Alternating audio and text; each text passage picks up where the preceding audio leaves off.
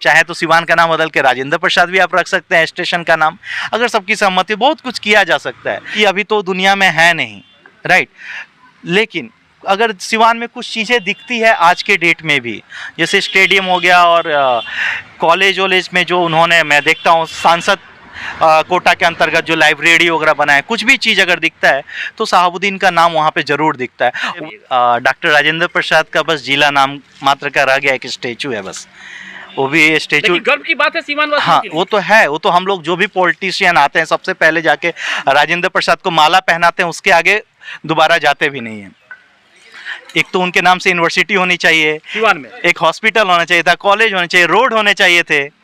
उनके नाम से दूसरे जगह है सब चीज़ें, हमारे सीवान में नहीं है।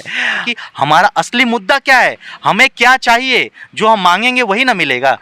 हम राम मंदिर मांगे तो राम मंदिर मिला, कश्मीर से 30 ये बताना चाह रहे हैं कि हमें मांगना क्या है। तो मैं जिससे भी बात कर रहा हूँ उनको लग रहा है कि भाई आज तक ऐसा चेहरा हमारे सामने आया ही नहीं था। डॉक्टर शहाबुद्दीन का नाम लेके आज तक सब कोई अपनी राजनीति सीखते रहे हैं। अगर मैं उनके विपक्ष में बोलूं तो हिंदू लोग कहेंगे कि वाह वाह ये मुस्लिम धर्म के खिलाफ है। अगर वो बहुत ही मुट्ठी भर लोग हैं, वो बस बड़गलाते हैं कि इनका हवा बहता, इनका हवा बहता है, जीतत रहे, ऐसा कुछ नहीं, जनता सब समझती है। चलिए, जैसे जैसे आगामी लोकसभा चुनाव नजदीक आ रहा है वैसे एक प्रत्याशी आए हैं सामने, इनका परिचय हम आपको देंगे। उससे पहले बता दें इनके बारे में कि ऑस्ट्रेलिया में, लंदन में, अमेरिका में रह चुके हैं, वहाँ पे डाटा साइंटिस्ट थे जी। उसके बाद से अचानक यहाँ पे आए। हम जानेंगे इसके विषय में कि आखिर इनके आने का मकसद क्या है, उद्देश्य क्या है। ये सबसे पहले सर स्वागत है, एक छोटा सा परिचय हमारे दर्शकों को दीजिए। हाँ, आपके सभी दर्शकों को मेरा नमन। मेरा नाम प्रकाश मणि तिवारी है। मैं पेशे से इंजीनियर और मेरा जो प्रोफेशन है वो डेटा साइंटिस्ट का है। तो मोस्टली मैं रिसर्च वर्क किया हूँ अभी तक, और अभी भी मतलब मैं रिसर्च वर्क करता हूँ। बात यह है कि पहले कंपनी के लिए करता था, यूएस गवर्नमेंट के लिए करता था।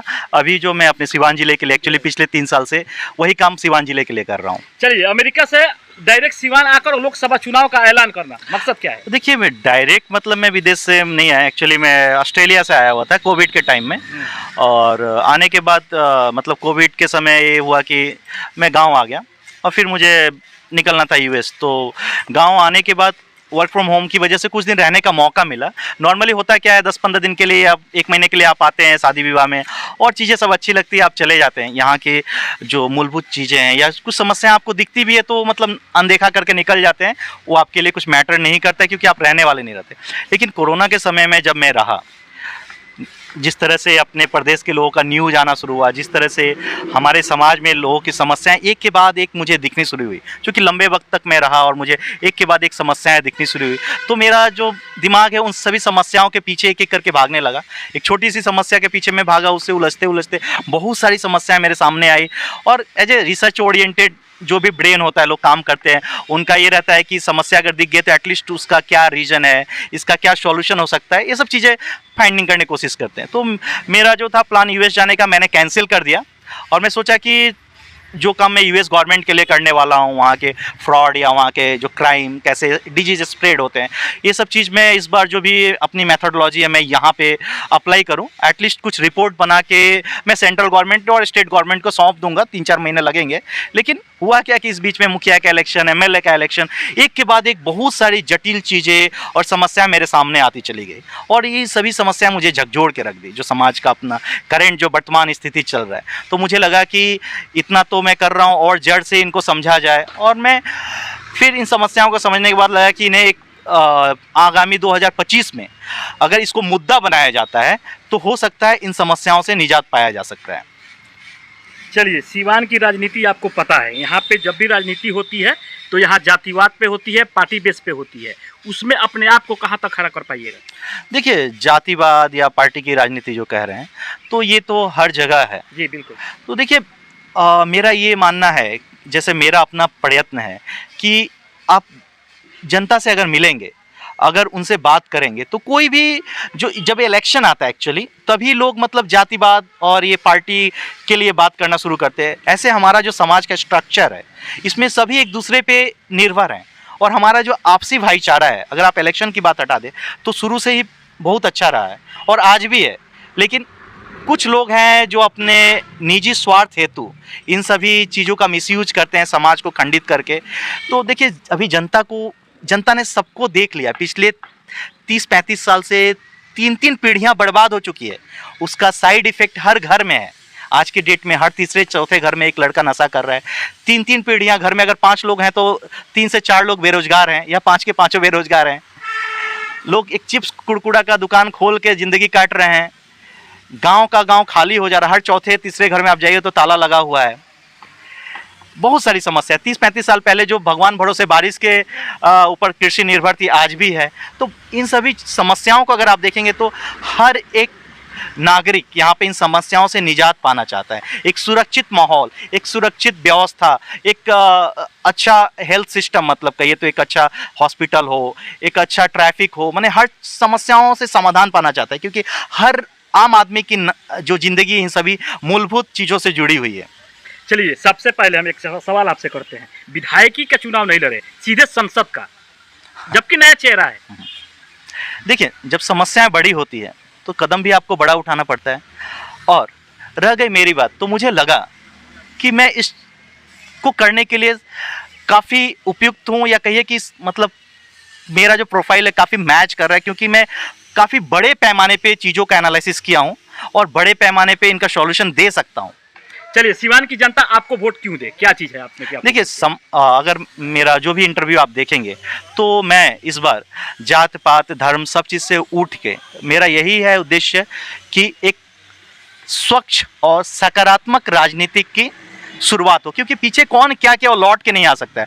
किसी को गाली दे के, किसी को कोस के आप कुछ नहीं हासिल कर सकते। लेकिन अगर आप समाज के मूलभूत सुविधाओं से या मुद्दों को लेकर और गंभीर मुद्दों तक की चर्चा अगर कर देते हैं तो हर प्रतिनिधि बाध्य हो जाएगा इन सभी मुद्दों पे बात करने के लिए। जैसे कि नशा मुक्त समाज हो, अपराध मुक्त समाज हो। हमारे यहाँ 3 साल की डिग्री 6 साल में मिलती है। हमारे यहाँ हर ब्लॉक में कल कारखाने हो, हमारे हर ब्लॉक में आपका एक कॉलेज हो, हमारे हर ब्लॉक में एक कोल्ड स्टोरेज हो, जिससे दिल्ली से महंगा सब्जी आप गाँव में करते हैं ना जी। तो ये सब बहुत बेसिक चीज़ है। गंभीर समस्याएं, अपराध है, नशा है, हेल्थ सिस्टम है, ट्रैफिक है। ये आपका मुद्दा है सर? हाँ, इस बार की जो राजनीति हो एक मुद्दा के आधार पे हो कि हम जीतेंगे तो हम ये करेंगे, हम जीतेंगे तो हम ये करेंगे, इस चीज़ की राजनीति हो और लोग इन सभी मुद्दों पे बात करें। और इसमें सभी का जो पृष्ठभूमि है, जो भी पुराने नेतृत्व हैं, वो आके जनता के सामने सफाई दें कि हमने क्या किया इन सभी चीज़ों में से या क्या कर रहे हैं। तो दूध का दूध पानी का पानी हो जाएगा। और मैं ये भी चाहता हूं कि जो भी प्रतिष्ठित प्रतिनिधि पार्टिसिपेट करने वाले हैं एक खुले मंच पे आएँ और एक डिबेट हो। इससे जनता को पता चले कौन कितना हमारे लिए अच्छा। जिस तरह यूके में होता, आप देखे होंगे ऋषि सोंक को, एक नॉर्मल आदमी पीएम है वहाँ पे। क्यों? क्योंकि उनके पास इतना नॉलेज, उनके पास विजन था। तो मैं भी वही विचारधारा लेके एक विजन के साथ, एक रोड मैप के साथ, काफ़ी तैयारी के साथ, हर एक समस्याओं को समझते हुए इस फील्ड में आया। और मुझे पूरा भरोसा है क्योंकि मैं हर लोग से गांव-गांव मिल रहा हूं और लोगों की सहानुभूति मुझसे मिल रही है। काफ़ी कठिन है सिवान की वोटरों के पास अपना नया चेहरा लेकर जाकर और अपने बारे में बताएं वो सब क्या चीज़ आप में है कि सिवान की जनता आपको देखकर और आपको वोट दे। क्योंकि आप रहने वाले सिवान के हैं, लेकिन अपना कहीं ना कहीं जो जॉब करते हैं वो विदेश में करते हैं। सवाल ये भी बनता है कि जब अच्छा कमाई आपका हो रही थी तो सिवान के लोकसभा चुनाव में अचानक उतरने का मतलब क्या होता है? इस सब सवालों का जवाब आप कैसे? देखिए, मैं यूएस जाने वाला था, तो जून में जाने वाला था, तो उसी समय मुखिया का इलेक्शन, फिर एमएलए वाला इलेक्शन था। तो मुझे ये दिखा कि मुखिया के इलेक्शन में किस तरह एक ही गांव में जो लोग मेरे भाई पटीदार हैं वो किस तरह बट जा रहे हैं वोट के चक्कर में। किस तरह मतलब कि जो एक अच्छा प्रतिनिधि है और उसका प्रतिस्पर्धा के दौर में मतलब एक दूसरे का मर्डर भी करवा दे रहे हैं लोग। बिल्कुल। तो इन सभी समस्याएं जब मेरे सामने आए तो मुझे झकझोर दिया कि मैं कमा के ही और इतना रिसर्च दूसरे कंट्री के लिए करके ही क्या करूंगा कि 10-15 साल बाद में जब मेरा बेटा या मैं आऊँगा तो मेरा समाज ही सुरक्षित नहीं रहेगा। मजबूरी में या तो मुझे अपना गांव हमेशा के लिए छोड़ना पड़ेगा। मेरे जैसे यही वजह है कि हर चौथे घर में आज ताला लगा हुआ। जाके देखिए, यहीं के लोग बाहर स्टेट में जाके, दूसरे देशों में जाके अच्छा कारोबार, अपना घर बना के रह गए, लेकिन यहाँ पर रहना नहीं चाह रहे। तो मुझे अपना एक कर्तव्य बोध कहिए, एक अंदर की चेतना जागी, या कहिए कि एक सिवान का या देश का नागरिक होने के नाते मुझे लगा कि जितना हारना बहुत दूर की चीज़ है, अभी इलेक्शन बहुत दूर है, मुझे एक आवाज़ बननी चाहिए समाज में, लोगों को जागृत करना चाहिए कि हमारा असली मुद्दा क्या है, हमें क्या चाहिए। जो हम मांगेंगे वही ना मिलेगा। हम राम मंदिर मांगे तो राम मंदिर मिला, कश्मीर से 360 हटाने के लिए तो मिला। तो उसी तरह अगर हम अपराध मुक्त, नशा मुक्त और कॉलेज, फैक्ट्रीज, कोल्ड स्टोरेज, इन सभी चीज़ों का डिमांड करेंगे तो मिलेगा। तो हम जनता को ये बताना चाह रहे हैं कि हमें मांगना क्या है। तो मैं जिससे भी बात कर रहा हूँ उनको लग रहा है कि भाई आज तक ऐसा चेहरा हमारे सामने आया ही नहीं था जी। चलिए, सिवान की जो विकास हुआ है उस पर आपका क्या कुछ कहना है? देखिए सिवान में 2004-5 मैं ये सवाल इसलिए करता हूँ क्योंकि डॉक्टर राजेंद्र प्रसाद जी का गृह जिला है ये। है? देखिए उस अनुसार इसको विकास कहाँ होना चाहिए था और क्या हुआ इसमें? देखिए डॉक्टर राजेंद्र प्रसाद का बस जिला नाम मात्र का रह गया, एक स्टेचू है बस, वो भी स्टेचू। गर्व की बात है सीमान वासियों हाँ के लिए। वो तो है, वो तो हम लोग जो भी पॉलिटिशियन आते हैं सबसे पहले जाके राजेंद्र प्रसाद को माला पहनाते हैं, उसके आगे दोबारा जाते भी नहीं है। एक तो उनके नाम से यूनिवर्सिटी होनी चाहिए सीवान में, एक हॉस्पिटल होना चाहिए था, कॉलेज होने चाहिए, रोड होने चाहिए थे। उनके नाम से दूसरी जगह है सब चीजें, हमारे सीवान में नहीं है। राइट, उनकी मर्यादा को भी रखना चाहिए था। एटलीस्ट सीवान के जो प्रतिनिधि हो वैसे छवि वाले होने चाहिए थे, जो बहुत ही प्रखर हो, निस्वार्थ, वैसे तेजस्वी लोगों को इस मतलब यहाँ के लोग को होना चाहिए। आजकल हमारे यहाँ एग्जाम्पल कोई देता नहीं है राजेंद्र प्रसाद का। चलिए, अगर सीवान की जनता आपको चुनती है तो आप क्या कीजिएगा इस विकास, डॉक्टर राजेंद्र प्रसाद के नाम को लेकर विकास? देखिए मैंने जैसे आपको बताया, मेरा मुद्दा एक बहुत ही अहम मुद्दा है। 3 साल की डिग्री जो 6 साल में मिल रही है, जो कि दूसरे प्रदेश में लड़के जो हैं 5 साल में मास्टर डिग्री कर ले रहे हैं। तो मेरा ये रहेगा कि एक यूनिवर्सिटी सिवान में हो, चूँकि छपरा जाना पड़ता है हर चीज़ के लिए, बच्चों को काफ़ी कठिन काम रहता है। तो एक सिवान में एक यूनिवर्सिटी खुले उनके नाम से, और मुझे नहीं लगता ये कठिन काम है। आज के डेट में जो पॉपुलेशन है, बच्चों की संख्या देखते हैं, बहुत ही आसान काम है। एक यूनिवर्सिटी सिवान में लाया जा सकता है, एक हॉस्पिटल जो है उनके नाम पे बनाया जा सकता है, कुछ कॉलेजेस, कुछ रोड उनके नाम से बनाया जा सकता है, कुछ मार्केट, मतलब कुछ स्टेडियम तो है ही उनके नाम से। बहुत सारी चीज़ों का रिनोवेशन करके एटलीस्ट किया जा सकता है। चाहे तो सिवान का नाम बदल के राजेंद्र प्रसाद भी आप रख सकते हैं, स्टेशन का नाम, अगर सबकी सहमति, बहुत कुछ किया जा सकता है। चलिए, सिवान की राजनीति में मरहूम डॉक्टर शहाबुद्दीन साहब का नाम ना आए तो ये ठीक नहीं होगा। उनके साथ आपका क्या विचार है उनके नाम पे? देखिए डॉक्टर शहाबुद्दीन का नाम लेके आज तक सब कोई अपनी राजनीति सीखते रहे हैं। अगर मैं उनके विपक्ष में बोलूं तो हिंदू लोग कहेंगे कि वाह वाह ये मुस्लिम धर्म के खिलाफ है। अगर मैं उनके फेवर में कहूं तो मुस्लिम लोग कहेंगे कि वाह वाह ये हमारे फेवर में है। तो जो भी पॉलिटिशियन आप उठा के देखिए, या तो कोई उनके शिकायत करता है या कोई उनका फेवर करता है। राइट, तो मेरा जो मानना है कि अभी तो दुनिया में है नहीं। राइट, लेकिन अगर सिवान में कुछ चीज़ें दिखती है आज के डेट में भी, जैसे स्टेडियम हो गया और कॉलेज वॉलेज में जो उन्होंने, मैं देखता हूँ सांसद कोटा के अंतर्गत जो लाइब्रेरी वगैरह बनाए, कुछ भी चीज़ अगर दिखता है तो शहाबुद्दीन का नाम वहाँ पे ज़रूर दिखता है। वैसी चीज़ें, उस लेवल की चीज़ें मुझे मतलब दूसरे सांसद के नाम से नहीं दिखती है। और उनके समय में एक बहुत अच्छी चीज़ थी, चूँकि मैं उसी पीरियड में पढ़ा था, सिवान में जो एग्ज़ाम का कल्चर था, या डीएवी कॉलेज में, इस्लामिया कॉलेज में जो पढ़ाई का कल्चर था वो काफ़ी अच्छा था, काफ़ी स्ट्रिक्ट था। बच्चे मतलब कॉलेज आते थे, अटेंडेंस काफ़ी ज़रूरी था, ये सब चीज़ें थी। और मतलब देखिए हर किसी का अच्छा और बुरा पहलू होता है, जो इस दुनिया में है ही नहीं, उनके बारे में मैं कुछ क्यों कहूँ। चलिए, बड़ी कठिन है। सांसद कविता सिंह के सामने आपका लड़ाई है, बहुत कठिन है, इसे कैसे आप सामना कर पाइए? देखिए कठिन कुछ होता नहीं है आदमी के साहस के आगे कुछ भी कठिन नहीं है। आज के हम वो युवा हैं, हमारे वर्ग के उस फील्ड से हैं जहाँ 2 साल में लोग कितने हज़ार करोड़ की कंपनी खड़ा कर देते हैं। जो पिछले पीढ़ियों में लोग पूरी जीवन बीत जाती थी तो भी 1000 करोड़ की कंपनी नहीं आईटी में लोग खड़ा कर पाते थे। हमारी पीढ़ी को आप उठा के देखिए, आज के डेट में सोशल मीडिया ये सब चीज़ें ऐसी है कि हम इतने नए विचारधारा के साथ आए हैं, इतनी नई ऊर्जा है हमारे अंदर, हमारी सोच बिल्कुल अलग है। मैं ट्रेडिशनल सोच से हूँ ही नहीं, तो मुझे पता है मुझे क्या करना है।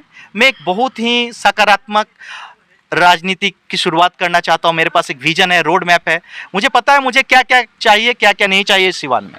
चलिए, आपका लोकसभा क्षेत्र में लोकसभा चुनाव में आप आइए, चुनाव में आप आइएगा किसी पार्टी से या निर्दलीय? देखिए अभी तक मैं निर्दलीय हूँ और आगे क्या होगा मुझे पता नहीं है। चलिए, इसके लिए आप तैयारी भी कहीं ना कहीं स्टार्टिंग कर चुके हैं। हाँ, बहुत ज्यादा घूमते भी होंगे, मेहनत तो काफी। क्या क्या आपको मिल रहा है इससे? देखिए जनता जहाँ भी मैं मिल रहा हूँ, मेरे सोशल मीडिया प्रोफाइल अगर आप देखेंगे तो मैं खेतों में हर तरह के लोग से, हर वर्ग के लोगों से मिल रहा हूँ। और मेरा ये नहीं है कि मैं एमपी का लड़ने आया हूँ ये बताने जा रहा हूँ, मैं पहले ये समझ रहा हूँ उनकी स्थिति क्या है, उनके घर में कौन लड़के कमाने वाले हैं, उनके कितने लोग एजुकेटेड हैं, किस पेशा से जुड़े हुए हैं, उनका मतलब समझिए कि फैमिली की स्थिति में एक तरह से डेटा कलेक्ट कर रहा हूँ। अगर आपके पास डेटा रहेगा प्रॉपर ढंग से तभी ना आप कुछ कर पाइएगा। तो मेरे पास बहुत ही मास डेटा है पूरे सीवान के जनता के बारे में। उसके बाद से मैं उनके समस्याओं को समझते हुए अपने प्रोपोजल रख रहा हूँ कि देखिए मेरा ये समाधान मैं करने का निर्णय लेके आया हूँ, अगर आप चांस देंगे तो मैं करूँगा। तो पब्लिक पहली बार इन सभी चीज़ों को सुन रही है, जो एक प्रतिनिधि आके इस तरह बात कर रहा है, इतने ढंग से हमसे बैठ के बात कर रहा है, तो लोगों का काफ़ी ही पॉजिटिव रिस्पॉन्स है। ऐसे आप भी ग्राउंड रिसर्च करके देख सकते हैं। एक संदेश इन जनता के लिए, सीवान के जनता के लिए क्या कुछ संदेश देना चाहिए? देखिए मैं ये चाहूँगा कि आप आगामी 2024 के लोकसभा चुनाव में जात पात और धर्म इन सभी की राजनीति से उठ के एक सही नेतृत्व का चुनाव कीजिए, क्योंकि आपके चुनाव, आपके चुने गए नेतृत्व के हाथ में ही आपके बच्चों का फ्यूचर है, सीवान का फ्यूचर है। जिस तरह से आपराधिक गतिविधियाँ, नशा वाली चीज़ें बढ़ रही है, ये कहीं ना कहीं आज नहीं तो कल हर एक के परिवार को ये प्रभावित करने वाली है। इससे कोई अछूता नहीं रहेगा। एक और संदेश, वो जो पैसे लेकर भी वोट देते हैं उन्हें क्या कुछ संदेश? देखिए वो तो बहुत मुट्ठी भर लोग हैं।